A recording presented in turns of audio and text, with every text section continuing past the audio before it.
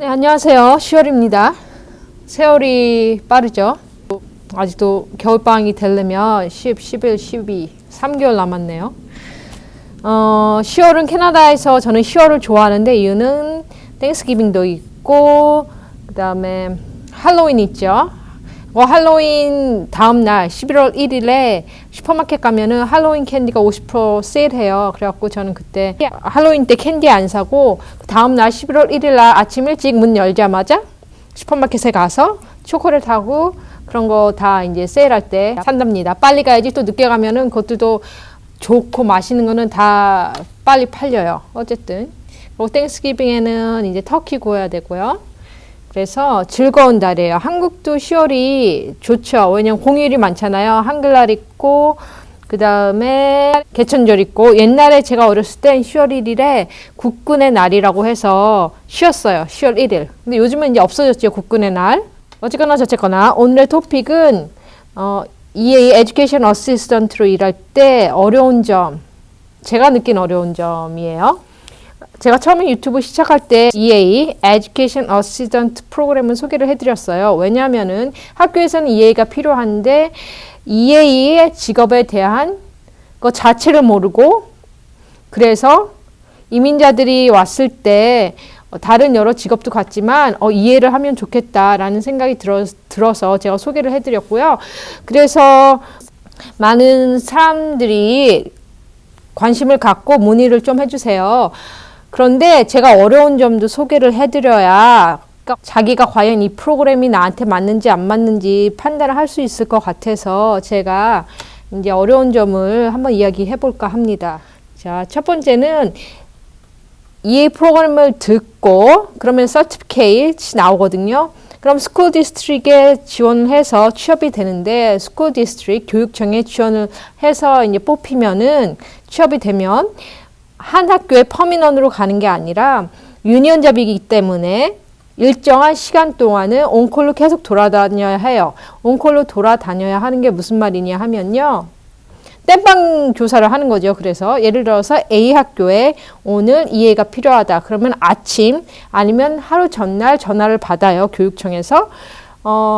기계로 되는 전화를 받을 수도 있고 사람이 직접 전화할 수도 있고 교육청에마다 다른데 그래서 그 A라는 학교에 갈 수 있냐 없냐 물어봐서 자기가 갈 수 있으면 갈 수 있다고 얘기를 하고 그날 당일날 그 학교에 가는 겁니다. 그래갖고 매일 다른 학교로 가게 되겠죠. 왜냐면은 학교마다 그 EA가 필요한 날이 다 다르기 때문에 오늘은 A라는 학교에 EA가 결석할 수도 있고 결근이죠.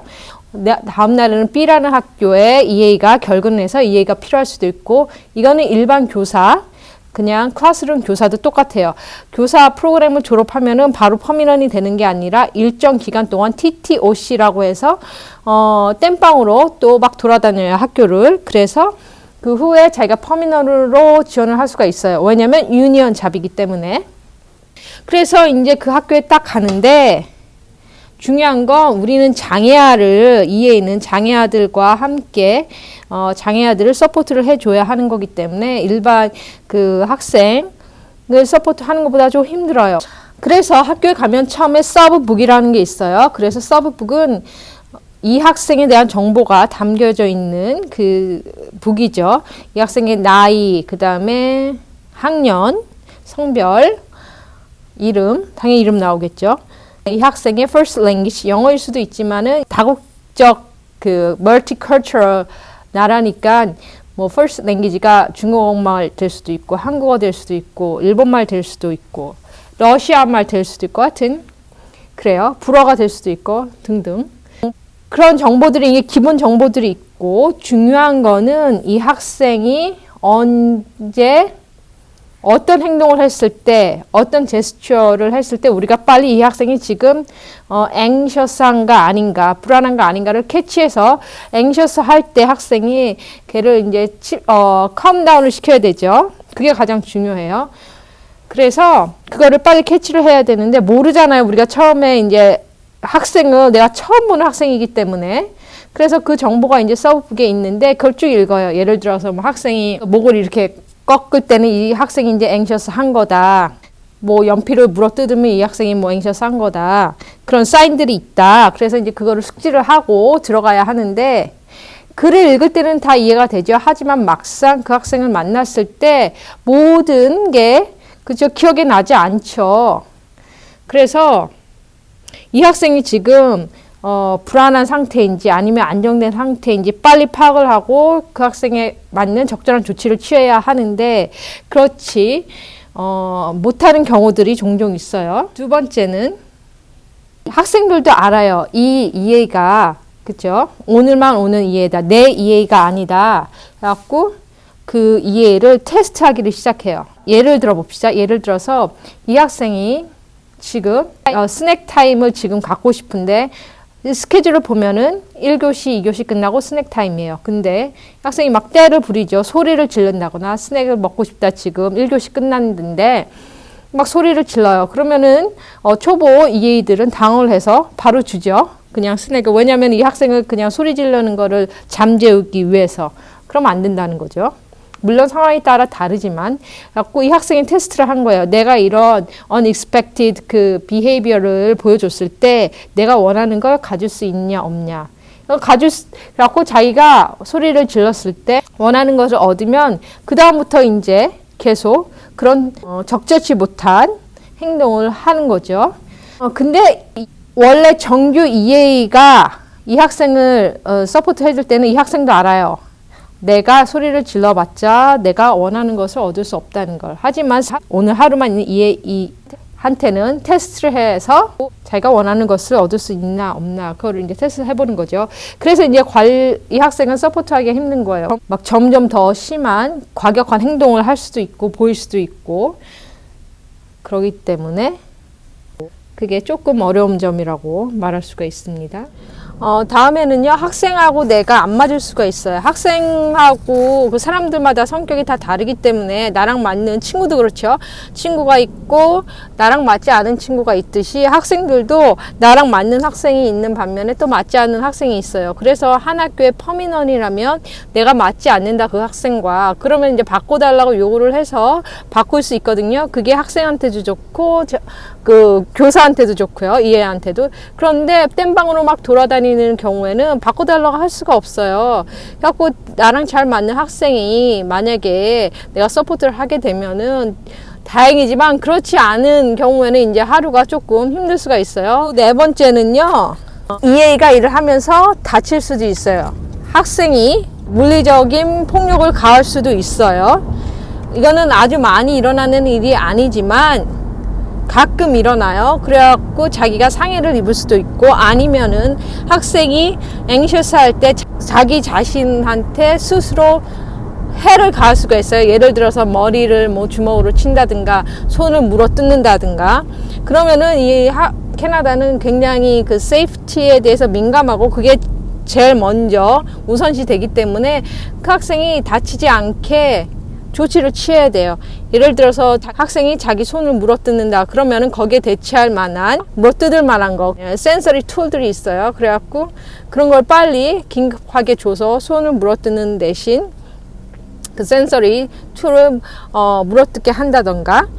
근데 절대 그 학생을 또 만져서는 안 돼요. 우리 당황하면 EA 초보들이 당황하면은 이 학생이 스스로에게 상해를 가할 때 손을 잡는다던가 하여튼 몸을 만져서 어딘가 붙잡는다던가 그런 행동을 할 수도 있거든요. 근데 절대 학생을 터치하면 안 됩니다. 그래서 2-3년 전인가 어떤 EA가 그 페이스북에 올렸어요. 자기가 학생한테 맞아서 눈에 멍들고 파랗게 얼굴이 다 멍들고 그래서 우리가 하는 일이 지금 이렇다. 그래서 사람들한테 이제 보여준 거죠. 오픈을 한 거죠. 그래서 그게 조금 좀 충격적이었어요. 제가 봤을 때. 왜냐면 상해를 얼굴이 상당히 많이 상했기 때문에. 그다음에 보면 학생의 그 백그라운드를 제가 몰라요. 무슨 말이냐 하면은 그 학생의 부모님을 모르고 그 다음에 그 학생의 뭐 그 학교 외에 다른 집안 환경도 모르고 그런 여러 가지 백그라운드를 내가 모르기 때문에 이 학생을 지도하는데 힘들 수가 있어요. 예를 들어서 그 학생이 그 anxious 해요. 학교에 올 때. 그러면 여러 가지 이유가 있겠지만 가장 이제 공통적인 이유가 잠을 잘 못 잤다던가 아니면 배가 고프다던가 아침을 못 먹었다던가 그래서 이 학생이 학교에 도착하자마자 불안해하고 정서적으로 안정이 안 되는 경우들이 많은데 내가 그 학생의 퍼미넌 EA라면은 그런 그 커뮤니케이션이 부모님하고 된단 말이에요. 그런데 내가 그냥 땜빵으로 하루 가면은 그게 안 되기 때문에 이 학생이 학교에 올 때 어떤 상태인지를 모르는 거예요. 집에서 어떤 일이 있었는지 없었는지 그래서 이제 지도하기가 좀 어렵죠. 예를 들면은 제 학생 중에 한 명은 이제 할아버지가 돌아가셨어요. 그래서 학생이 항상 불안한 거예요. 한 달, 2달 이상. 그래서 이제 부모님과 얘기를 해본 결과 할아버지가 돌아가셨다. 그래서 걔가 굉장히 불안해한다. 근데 내가 땜빵으로 가면은 그런 정보를 못 얻는단 말이에요. 그래서 이 학생이 불안할 때는 플랜 B로 가서 그냥 스무스한 쉬운 그 타스크를 주면서 플랜 B의 날이 돼야 되는데 내가 땜빵으로 가서 모르면 이게 플랜 B를 해야 되는 건지 아니면 이 스케줄대로 약간 따라가야 되는지 원래 그 학생의 스케줄대로 모르기 때문에 어렵죠, 좀. 자, 그리고 학생을 만날 때 non-verbal 언어 장애를 가진 학생을 만날 수가 있어요. 대부분 autistic kids들은 언어 장애가 있거든요. 그래서 그 학생들이 말을 조금 하거나 아예 못하는 경우도 있고 그래요. 그럼 그 학생들이 어떻게 자기 의사를 표현하느냐 하면 행동으로 표현을 하거든요. 제스처 같은 걸로. 그런데 처음 이제 온콜로 가게 되면 그 학생을 모르기 때문에 이 학생이 어떤 제스처나 어떤 행동을 했을 때 온콜 EA들이 이 학생이 뭘 원하는지 몰라서 서포트를 잘 못해주는 경우가 있어요. 예를 들어서 제 동료인데 그 학생이 과일을 있잖아요. 과일을 이렇게 들고 자기를 막 쫓아왔대요.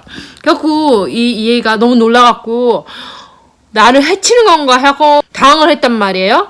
그리고 그 학생한테 쥐를 주고 야단은 아니면 어쨌든 근데 알고 보니까 이 뒤에 옷에 택 있잖아요. 그게 자꾸 자기 목을 찔러갖고 따가우니까 그것을 잘라달라고 가위를 갖고 이렇게 쫓아온 거예요. 근데 그 EA가 그거를 처음에 이해를 못하고 몰랐죠. 그래서 잘못 지도를 하고 그 학생을 나중에 자기가 굉장히 부끄러웠다고 그런 말을 하더라고요. 다음 어려운 점은 간혹 신체적인 장애가 있는 학생들이 있어요. 휠체어를 탄다거나 아니면 휠체어를 타지는 않지만 대소변을 자기 스스로 가리지 못해서 왜냐하면 신체적으로 불편하기 때문에 손이나 그런 걸 잘 가누지 못하고 그래서 EA들이 그 학생들의 용변을 볼 때 도와줘야 하는 경우가 있어요. 그리고 나이가 어느 정도 있지만 학생이 6학년, 5학년 그 정도 나이지만 기저귀를 아직 차는 학생들도 있어서 그런 경우에는 항상 기저귀를 이제 시간 내에 체크를 하고 갈아줘야 돼요. 그런 일들이 그렇게 유쾌한 일은 아니잖아요. 그래서 자기 적성에 맞아야 돼요. 그런 일을 기꺼이 할 수 있어야 되고. 그리고 제일 제가 이제 이해하면서 어려워하는 점은 뭐냐 하면요.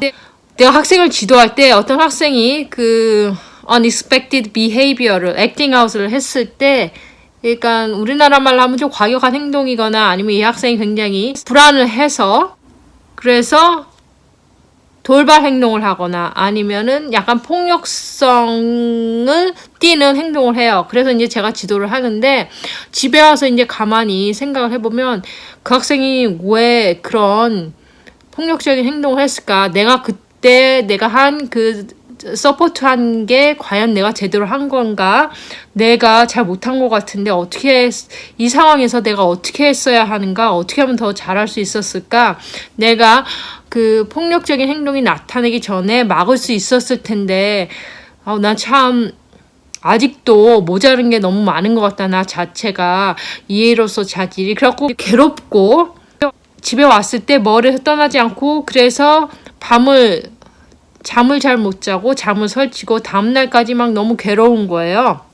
내 자신에 대해서 실망도 하고 그래서 지금 저는 이해를 몇 년 하다 보니까 그게 제일 어려운 점 같아요. 마지막으로는 제가 겪은 일은 아니고 많은 EA들이 이제 얘기를 하는 건데, 만약에 고등학교를 가면은 자기가 수학에 약하면 조금 불안한 거예요. 수학 교실에 들어갔는데 내가 이해를 못하면 내가 학생을 서포트 못 해주잖아요. 영어가 약하다. 그러면 영어를 못한다, 자기가. 그러면은 학생을 서포트 해주기도 어렵고.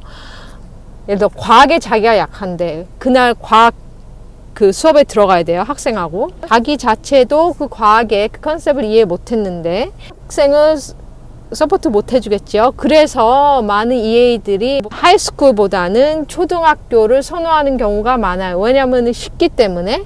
그래서 내가 언제든 가서 그렇죠. 땜빵으로 가든 뭐 파미넌으로 가든 수업 자체가 쉽기 때문에 좀 부담이 덜하다고 그래요. 그리고 제일 마지막 영어. 언제나 영어가 문제죠. 저도 아직까지도 영어가 네이티브처럼 그렇게 완벽하지 않기 때문에 가끔 커뮤니케이션 하는데 문제에 맞닥뜨리는 경우도 있어요. 그래서 제가 하면서 영어 공부는 진짜 끝이 없구나. 이민을 와서 죽을 때까지 해야 되는 거구나 해서 영어에 대한 부담이 있습니다. 누군가를 가르쳐 줘야 하는 직업이기 때문에. 오늘은 이해를 하면서 어떠한 어려움이 있는지를 말씀드렸고요. 그래도 자기가 이해가 적성에 맞다고 생각하고 한번 도전을 해보고 싶다 하시는 분들은 한번 도전해 보시는 것도 좋은 것 같아요. 그럼 다음 시간에 봐요. 좋아요, 구독, 알람 눌러주세요. See you next time. Bye bye.